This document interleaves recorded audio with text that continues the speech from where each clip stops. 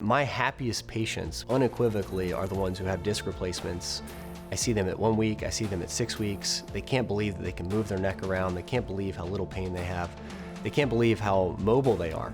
If it's appropriate, it's a great procedure that works very well. An artificial disc is useful if it's an injury to the disc in the front of the spine. That's why the approach is through the front. In the disc replacement, motion is what you want. No one gets a hip replacement and then never walks. So in the same thing in the neck, the discs want to move, so we get them moving, and as a result, people feel better and are happier and are getting back to what they want to do more quickly. An artificial disc, we put in the morning, and the patient's up walking up and down the hallway 2 or 3 hours later. That's the most impressive thing to me, is how quickly they're able to get mobile. We usually keep them overnight.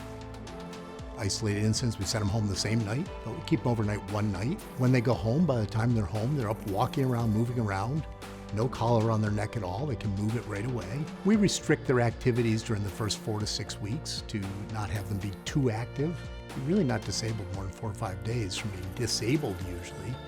Return to a relatively functional, full status of doing things by 4 to 6 weeks.